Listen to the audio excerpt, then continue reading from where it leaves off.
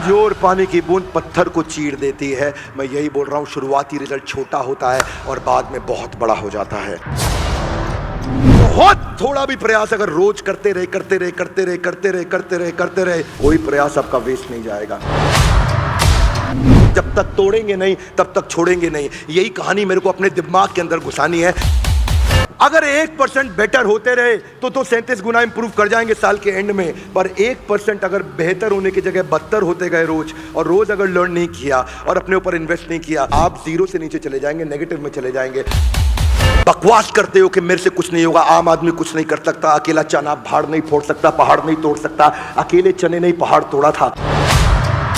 थोड़ा पैसा रोज बचाने से आप मिलियनेयर नहीं बन जाओगे, लेकिन थोड़ा पैसा लंबे समय तक बचाने से आप बिलियनेयर जरूर बन जाओगे।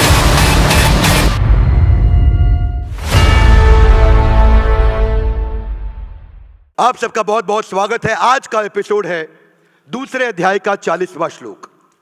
पिछले एपिसोड में हमने समझा कि भगवान कृष्ण ने अर्जुन को इंस्पायर किया कि कैसे तुम्हारी बेइज्जती के कारण तुम बर्बाद हो सकते हो। यह एपिसोड उन सब के लिए बहुत काम का है जो अब कृष्ण बताएंगे। इस एपिसोड में कृष्ण चर्चा करने वाले हैं कि कैसे अगर आप बहुत छोटी पोजीशन पे खड़े हैं, कोई सफलता जिंदगी में नहीं मिली, तो आज क्या करना है। जानना चाहेंगे? एक गाइस एवरीबॉडी लाउड, जानना चाहेंगे? अगर आप जिंदगी में बहुत पीछे खड़े हैं और आपसे लोग दुनिया बहुत आगे निकल चुकी है, तो अब आपको इस समय क्या करना चाहिए, शुरुआत कैसे करनी चाहिए, स्टार्ट कैसे करना चाहिए। दूसरे अध्याय का 40वां श्लोक, नेहा विक्रम नाशो अस्ति प्रत्यवायो न विद्यते स्वल्पमप्यस्य धर्मस्य त्रायते महतो भयात्। बहुत सुंदर अनुवाद व तात्पर्य एसी भक्तिवेदांत स्वामी श्रील प्रभुपाद जी के द्वारा। श्रील प्रभुपाद की जय। हाथ आगे लाइए। अर्जुन शुरू करो। क्योंकि इस प्रयास में हानि नहीं होती है, अपितु इस पथ पर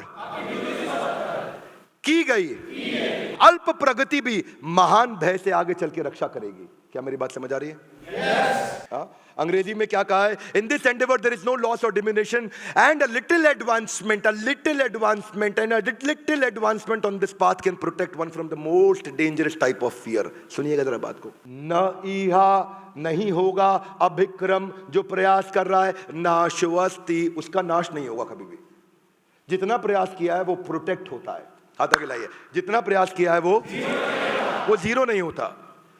आपके फेलियर का मतलब जीरो नहीं हुआ, क्योंकि वो अक्यूमुलेट हो रहा होता है।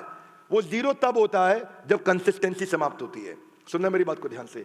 न इहा अभिक्रम नाशो अस्ति उसका नाश नहीं होगा। किसका? प्रत्यवायो न विद्यते स्वल्पमप्यस्य धर्मस्य जिसने थोड़ा सा भी काम चालू कर दिया, त्रायते हाथ आगे लाइए, तार देंगे, महतो भयात हाथ आगे लाइए, महान। महतो मतलब महान, भय मतलब फियर। महान भय से भी उसकी रक्षा हो जाएगी। किसकी रक्षा होगी? उस व्यक्ति की जो छोटी छोटी शुरुआत के साथ अक्यूमुलेटेड रिजल्ट्स को बड़ा करता है। क्या मेरी बात समझ आ रही है? Loudly yes no. भगवान अर्जुन को समझा रहे हैं कि लगातार प्रयास करने में कोई हानि नहीं है, और इसमें थोड़ी थोड़ी उन्नति आपको सबसे भयानक भय से बचा सकती है। पिछली बारी भयानक भय क्या बताया? अकीर्ति चापी भूतानी। अकीर्ति, जब आपकी कीर्ति छिन जाएगी आप बर्बाद हो जाओगे। So start from where you are. Consistency is the key to success. निरंतर प्रयास करना। हाँ हाथ आगे लाइए। भाई साहब मैं जीरो पे नहीं हूं, मैं माइनस में हूं, क्या करूं? हाँ, consistency in progression will get you out of depression. One more time, come on. Consistency, हाथ आगे लाइए ऐसा। Consistency in progression, ऊपर जाने में, will get you out of recession and depression. One more time, come on. हाथ आगे लाइए। Consistency in progression will get you out of recession and depression. क्योंकि आज हम क्या चर्चा कर रहे हैं? गीता इन। जब जंगल में आग लगी तो चिड़िया भी था, कौवा भी था। चिड़िया नदी से उस आग को बुझाने के लिए एक एक बूंद पानी लेकर के आ रही थी, और कौवा वहां बैठ के हंस रहा था। कौवे ने बोला, तेरी ये एक बूंद पानी डालने से जंगल की आग बुझने नहीं वाली। तो चिड़िया ने क्या जवाब दिया? इतिहास में जब भी चर्चा की जाएगी, मेरा नाम आग बुझाने वालों में होगा और तेरा नाम तमाशा देखने वालों में होगा। प्रत्यवायो न विद्यते। ऐसे व्यक्ति का नाश नहीं होता जो लगातार कंसिस्टेंट। जानते हैं क्या फर्क है लेजेंडरी लोगों में और एवरेज लोगों में? क्या फर्क है? क्या फर्क है? कोई फर्क नहीं है, केवल कंसिस्टेंसी गोल स्टेटमेंट के प्रति उसी का फर्क है। आज भी तो उस गिलहरी की बात होती है ना, जिसने चट्टान को मजबूत बनाने में, जिसने पुल को मजबूत बनाने में छोटे छोटे कंकड़ डाले। और भगवान राम ने हनुमान को क्या समझाया? तुम्हारी चट्टानों के बीच में जो गैप रह जाता है ना, उस गैप को गिलहरी के छोटे छोटे कंकड़ जाके जोड़ देती है, जिसके कारण ये पुल मजबूत होता है। तुम्हारे कॉर्पोरेट वर्ल्ड के अंदर भी जो बड़े बड़े सीईओ जाके बैठ के डिसीजन लेते हैं, उनको इंप्लीमेंट करने के लिए नीचे छोटे छोटे एग्जीक्यूटिव जो छोटा छोटा सपोर्ट करते हैं ना, वो बड़ी कंपनी के बनाई हुई बड़ी स्ट्रैटेजी को उसी पुल की तरह सपोर्ट करके मजबूत बनाने में मदद करते हैं। इसलिए छोटे आदमी का कोई छोटा प्रयास नहीं होता, हर प्रयास हमारे को कामयाबी की तरफ लेकर के जाता है। स्वल्पमप्यस्य धर्मस्य त्रायते महतो भयात्। तो छोटे छोटे कंकड़ भी जिस कारण पुल सेतु को मजबूत बनाते हैं, उसकी बात कृष्ण ने करी यहां पे। आप जानते हैं वर्ल्ड ट्रेड सेंटर पे अटैक किसने किया था? ओसामा बिन लादेन ने। यस, क्या हुआ? ओसामा बिन लादेन अमेरिका में रहता था। Loudly yes no? अमेरिका में रहता था। Yes no? कहां रहता था Osama bin Laden? Osama bin Laden Afghanistan में नहीं, पाकिस्तान के अबेटाबाद में था। 2001 में अटैक हुआ था और 2011 में जाके दूसरी देश के अंदर जाकर के उसको पकड़ के मारा गया। वो कंसिस्टेंट एफर्ट नहीं होता तो कभी भी देश के राष्ट्रपति का विश्व के ऊपर कभी विश्वास नहीं किया जाता। अमेरिका और इजराइल के बारे में यही माना जाता है। अपने देश के वीरप्पन को पकड़ने में समय लगा, शायद उतना कंसिस्टेंट एफर्ट नहीं था। 24 साल बाद वीरप्पन पकड़ा गया था और यहाँ दूसरे देश के अंदर जाकर के 10 साल में ओसामा बिन लादेन को उखाड़ा। मुद्दा है, if you get 1% better every day, you will get 3800% better, यानी कि 37 गुना ज्यादा बेहतर हो जाते हैं एक साल के अंदर 365 दिन में। बस 1% better every day, 1% better every day. स्वल्पमप्यस्य धर्मस्य सुअल्प, थोड़ा सा प्रयास। अल्प भी कृष्ण अल्पमप्यस्य भी बोल सकते थे। अद्भुत बात देखो, कृष्ण ने अल्पमप्यस्य भी नहीं बोला, सुअल्पमप्यस्य, यानी कि थोड़ा भी नहीं, बहुत थोड़ा भी प्रयास अगर रोज करते रहे न इहा विक्रम नाशो अस्ति, कोई प्रयास आपका वेस्ट नहीं जाएगा। किसी का नाश नहीं होने वाला, किसी भी प्रयास का नाश नहीं होने वाला। When these efforts they get accumulated, results come so huge you can't even imagine। हाथ आगे लाइए। कैसे?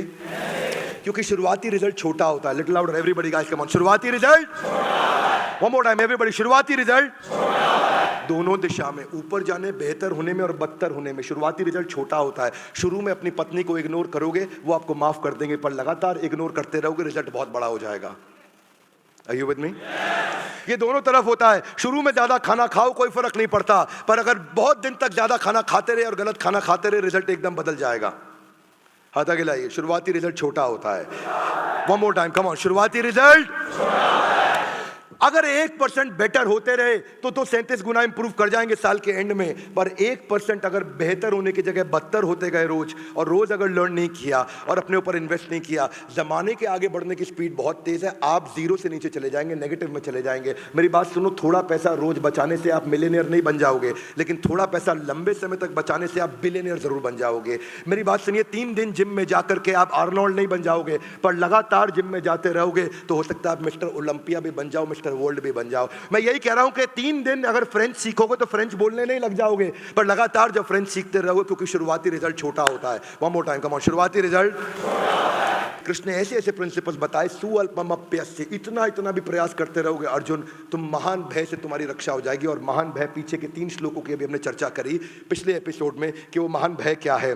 लॉस एंजलिस से न्यूयॉर्क जाते वक्त अगर 180 डिग्री नहीं, 145 डिग्री नहीं, 90 डिग्री नहीं, 75 डिग्री नहीं, 45 डिग्री नहीं, 15 डिग्री नहीं, 5 डिग्री नहीं, अगर केवल 3.5 डिग्री साउथ कर देना अगर उसको प्लेन को, तो वो भाई हवाई जहाज लॉस एंजलिस से न्यूयॉर्क उतरने की जगह वो वॉशिंगटन डीसी उतर जाएगा। शुरुआत में 3.5 डिग्री इतना हुआ, इतना इतना, बोला इधर देख रहा है जहाज, इतना सा इधर देखा, पता भी नहीं चलेगा 3.5 डिग्री क्या होता है। ये ऐसे जहाज जाना था, ऐसे जाने की जगह हल्का सा ऐसे जा रहा है बस।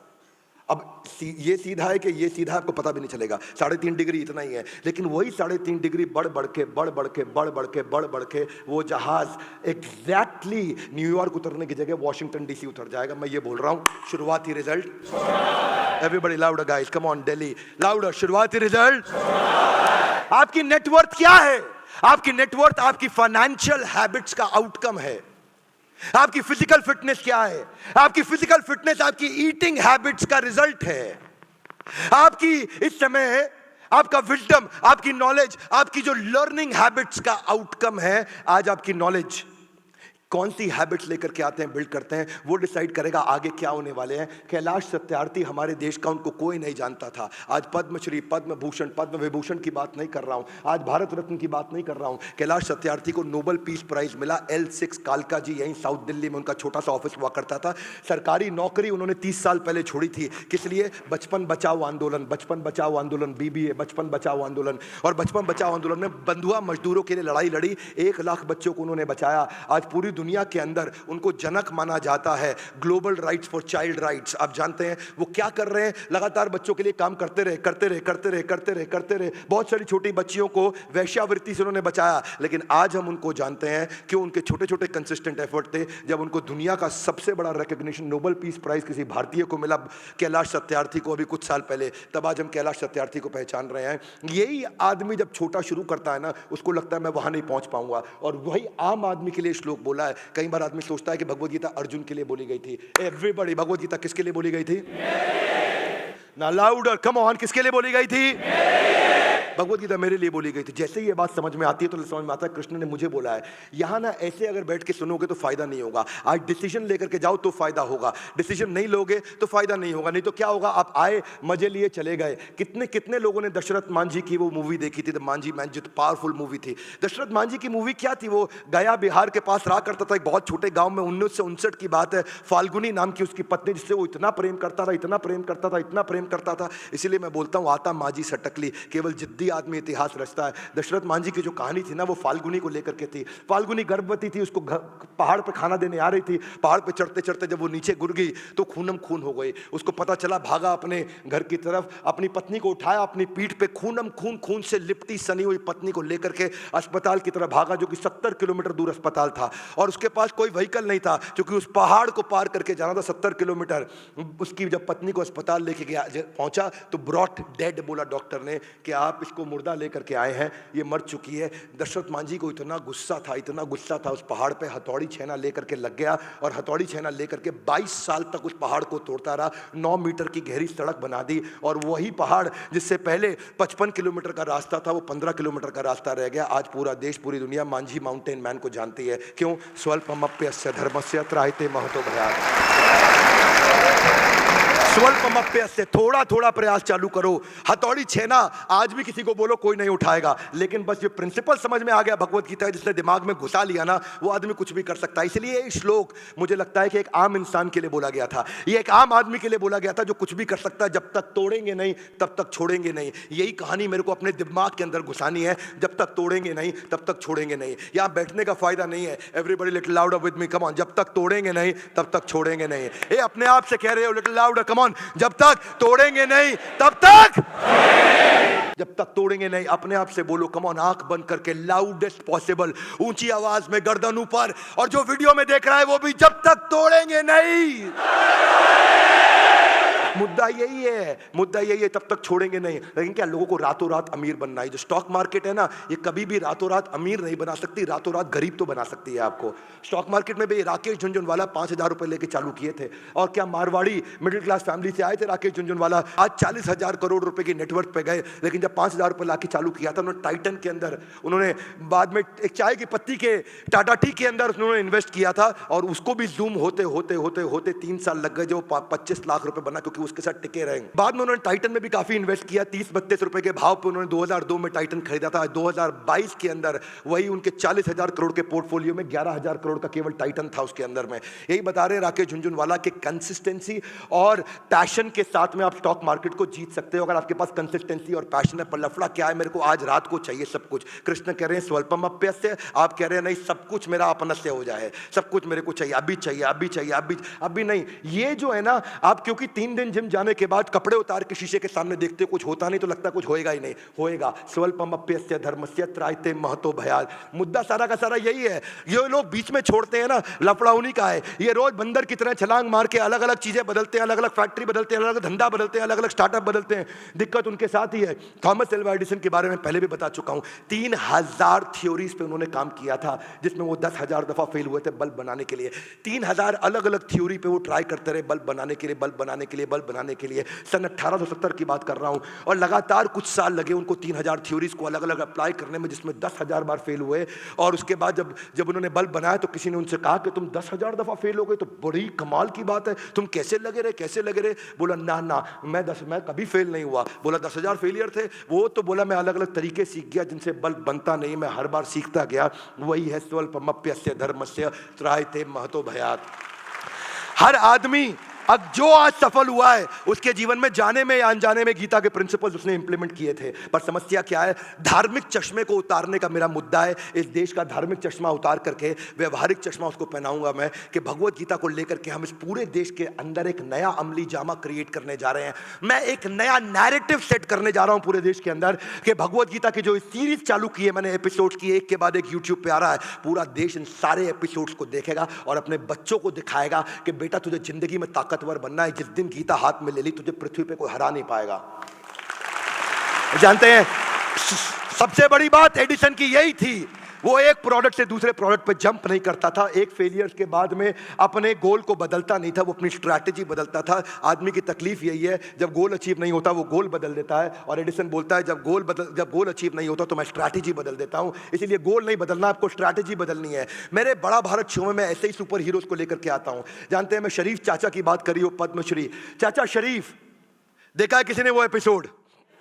कम ऑन, बड़ा भारत में देखा है आपने एपिसोड?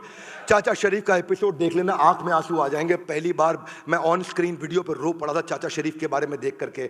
जानते हैं पिछले 30 सालों में 25,000 लाशें, अगर हिंदू है तो जलाते हैं, मुसलमान है तो दफनाते हैं, जिसका अंतिम संस्कार नहीं होता। चाचा शरीफ उसके अपने पिता कहलाए जाते हैं। चाचा शरीफ जिनका अपना बेटा 1991 में किसी ने मार करके नदी में फेंक दिया, उनको अपने बेटे की लाश नहीं मिली, उसका अंतिम संस्कार नहीं हो सका, इसीलिए चाचा शरीफ ने वो प्रयास किया। पर आज उनके छोटे छोटे प्रयास के बाद आज प्रधानमंत्री मोदी से लेकर के राष्ट्रपति से लेकर हर आदमी उनके सामने गर्दन झुका करके उनको नमन करता है, क्योंकि बिना भेदभाव के उन्होंने देश के लिए सेवा करी, लगातार करते रहे। स्वल्पमप्यस्य कितनी तकलीफें आई होंगी, पर दिक्कत यही है कि अपने को तकलीफ आती है ना, अपन रास्ते में छोड़ देते हैं। रास्ते में छोड़ना नहीं है, आपको रास्ता बदल के उसी लक्ष्य पे पहुंचना है, रास्ते में छोड़ना नहीं है। जब चाचा शरीफ ने शुरू किया था ना तो लोग उनको जल्लाद बोला करते थे, उनको कहते थे बदबू आती है, नाक से कोड़ लिया करते थे, उनको साथ में बैठ के खाने नहीं खाने दिया करते थे, उनको किसी दावत में नहीं बुलाया जाता था, उनकी शक्ल नहीं देखते थे, उनको पागल कहा करता था। लेकिन consistency in progression will get you out of recession and depression. Golden statement है, जिंदगी में डाल लो, क्योंकि पत्थर पे पानी की बूंद, टप लिटिल लाउडर, कम ऑन, पत्थर पे पानी की बूंद, पत्थर पे पानी की बूंद, पत्थर पे पानी की बूंद, पत्थर पे पानी की बूंद, यही टप टप टप टप टप टप टप टप टप टप टप टप टप कमजोर पानी की बूंद पत्थर को चीर देती है। मैं यही बोल रहा हूं, शुरुआती रिजल्ट छोटा होता है और बाद में बहुत बड़ा हो जाता है। स्वल्पमप्यस्य धर्मस्य त्रायते महतो भयात्। कहीं से तो शुरू करूंगा। ए गाइस एवरीबॉडी कम ऑन, कहीं से तो शुरू करूंगा। अच्छे दिन कब आएंगे? अभी। कम ऑन, अच्छे दिन कब आएंगे? लाउडर, अच्छे दिन कब आएंगे? कौन लाएगा? ये अच्छे दिन मैं लाऊंगा। किसकी जिम्मेदारी है? मेरी। किसी को पूछने का नहीं, सवाल करने का नहीं। अच्छे दिन लाने की जिम्मेदारी मेरी है। Would you agree with me little louder? Yes no? 15 साल का बच्चा जिसके जिंदगी में कितने सपने होते हैं, आनंद आर्नोल्ड, उसका नाम आर्नोल्ड श्वार्ज़नेगर का कॉपी नहीं है, वो क्रिश्चियन है, उसका खुद का ही नाम, उसका सरनेम था आर्नोल्ड, आनंद उसका अपना घर का नाम। और वही लड़का आगे चल के जो इमोबाइल था, चल नहीं सकता था, जिसको अपना शौच क्रिया करने में, यानी कि शौच क्रिया समझते हैं ना, बाथरूम जाने में तकलीफ होती थी, बिस्तरे से जो उतर नहीं सकता, जो बिस्तरे से जो खड़ा नहीं हो सकता, ऐसा बच्चा, उसने अपने दोस्त को बोला एक मेरी बात सुन, घर बैठा रहूंगा तो बर्बाद हो जाऊंगा, इतना इतना शुरू करूंगा। स्वल्पमप्य यस्य धर्मस्य, इतना इतना शुरू करूंगा, इतना इतना शुरू करते करते वो धीरे धीरे शुरुआती रिजल्ट बड़ा होता चला गया, इतना बड़ा होता चला गया कि वो जिम जाने लगा, और जिम जाने लगा, दिन जिम के अंदर 3 घंटा सुबह, 3 घंटा शाम को, और रिजल्ट बड़ा हो गया। उसने मिस्टर पंजाब बन गया। मिस्टर पंजाब के बाद वही लड़का जो व्हील चेयर पर था मिस्टर इंडिया बन गया, और लोगों ने कहा किसी काम का नहीं, उसने कैंसर को हराया, दुनिया का मुंह बंद कराया। वही भारत का आर्नोल्ड, उसकी स्टोरी अगर आर्नोल्ड श्वार्ज़नेगर भी सुने तो वो कांप जाए, इतना आसान नहीं होता। भाई साहब, मैं और आप चल सकते हैं तो जिम नहीं जाते। वो चल नहीं सकता था, उठ नहीं सकता था, हर समय कोई ना कोई व्हील चेयर पर उसको गोद में उठा करके, उसको गोद में लेकर के जाया करता था। आज आनंद आर्नोल्ड एकमात्र भारतीय है जिसको दुनिया का सबसे बड़ा बॉडी बिल्डिंग का टाइटल मिला है, वो है मिस्टर ओलंपिया। करीमुल हक, करीमुल का नाम ही है, कर अमल, करीमुल, करीमुल, करीमुल हक। हाँ, वो बोलते हैं ना मैं मुसलमान हूँ ना मैं हिंदू हूँ, लोग मुझे मुसलमान समझते हैं, करीमुल हक। हाँ, मेरा मुसलमान परिवार में जन्म हुआ पर मैं भारतीय हूँ, देश की सेवा करूँगा। उसने एम्बुलेंस दादा, छोटी सी बाइक को एम्बुलेंस बना दिया नॉर्थ ईस्ट के अंदर। वो शुरू में जब लोग बीमार पड़ते थे तो 70 किलोमीटर दूर उनका अस्पताल होता था, तो बाइक को एम्बुलेंस बना करके साइड में करीमुल हक लोगों को लेकर जाया करते थे। मजाक उड़ाते थे ना, जो उनकी एक पड़ोसन औरत थी वो उनका बहुत मजाक उड़ाया करती थी, वो बहुत बकवास करती थी, उनको गाली भी देती थी। और क्या हुआ, वो एक दिन एम्बुलेंस दादा को सुबह सुबह फोन आया, बोला वो जो औरत आपको गाली देती थी उसको सांप ने काट लिया, मर जाएगी बेचारी, उसको अस्पताल ले जाओ। और फिर वही औरत जो जिंदगी भर उसका मजाक उड़ाती थी, उसको साथ में लिटाया उन्होंने अपने एम्बुलेंस, यानी कि जो बाइक की एम्बुलेंस, बाजू में छोटा सा पहिए के साथ में एक एक्सटेंशन लगा रखा था, उस पर लिटा के लेके गए। और वहां रास्ते में हो गया ट्रैफिक जैम, जंगल था, जंगल में छोटी सड़क होती थी, वहां पे कुछ जानवर आके, हाथी आकर के गाड़ियों को उलट देते थे, ट्रैफिक जैम हो गया। उस ट्रैफिक जैम में एक और एम्बुलेंस थी, वो वहीं फंसी हुई थी, उसमें भी किसी को सांप ने काटा था, वो एम्बुलेंस वहीं फंसी रही। इन्होंने अपनी बाइक को नीचे कच्ची पटरी पर उतारा और बाद में आगे चढ़ा करके उसको ले गए। उस औरत को टाइम से अस्पताल पहुंचाया, वो बच गई। लेकिन वो एम्बुलेंस जो बड़ी वाली एम्बुलेंस थी, जिसमें पीछे एक और जिसको जहर आ गया था सांप के काटने का, उस बेचारी का देहांत हो गया। जो मजाक उड़ाती रहती थी उनको एम्बुलेंस दादा ने बचा लिया, और उसके बाद एम्बुलेंस दादा को लोगों ने जानना पहचानना शुरू किया। आगे चल के उनको बजाज फैमिली ने भी अपनी तरफ से एक बजाज की मोटरसाइकिल दी। धीरे धीरे धीरे धीरे लोग उनको जानने पहचानने लगे। आज तक पिछले 24 साल में 5000 लोगों की जिंदगी उन्होंने मरने से बचाया है, बिना रुके बिना थके। लोग उनका मजाक उड़ाते थे, वो लोगों की जिंदगी बढ़ाते थे।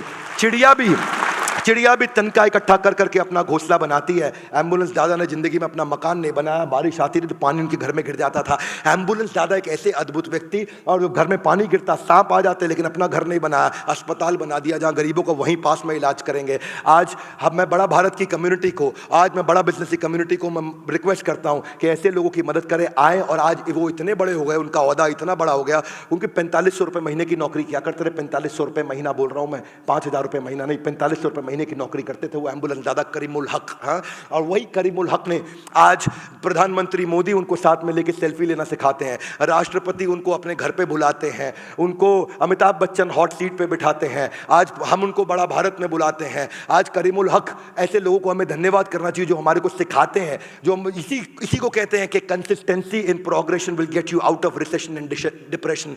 नेहा विक्रम नाशुवस्ती, कभी नाश नहीं हो सकता ऐसे व्यक्ति का। दिक्कत नाश उसी का होगा जो चालू नहीं कर रहा है। One more time, come on, नाश उसी का होगा जो। आज मुझे शुरुआत करनी है, यहां बैठ के निर्णय लेकर के जाना, यहां जो वीडियो देख रहा है वो निर्णय लेकर के जाना, डिसीजन लेना है। हाँ, क्योंकि अच्छे दिन कब आएंगे? लाउड, कम ऑन, अच्छे दिन कब आएंगे? कौन लाएगा? यही भगवत गीता आपके जीवन में अच्छे दिन लेकर के आएगी। और इसीलिए हमने शुरू किया है, कौन सा सीरीज है? Everybody give me your right hand out, Gita in, come on, Gita in. Bhagavad Gita को एक्शन में उतारना, लाल कपड़े में लपेट के नहीं रखना है। लाल कपड़े पर लपेट के कसम खाना वो ज्यादा बड़ा अपराध है, बजाय के गीता को अपने जीवन में नहीं उतारना। उठाइए, रोज अपने बच्चों को समझाइए कि गीता को जीवन को बेहतर बनाने के लिए पढ़ें। और अगर नहीं पढ़ पा रहे, नहीं समझ में आ रही, इस सारे एपिसोड को, पूरा एक एक एपिसोड को ध्यान से देखें और अपने बच्चों को तो जरूर दिखाएं, साथ में बिठा के दिखाएं, पूछे उनकी जिंदगी में लर्निंग क्या है। नैरेटिव बदलने की कसम खाइए इस पूरे देश के अंदर कि भगवत गीता लोगों की कैसे जिंदगी बदल सकती है। एक के बाद एक सारे एपिसोड एक एक श्लोक पे हम लेते चले जाएंगे और पूरी भगवत गीता को पूरे देश तक पहुंचाएंगे। हमारे साथ जुड़े रहने के लिए, इस एपिसोड को पूरा देखने के लिए आप सबका दोबारा हृदय की गहराई से प्रेम पूर्वक बहुत बहुत धन्यवाद।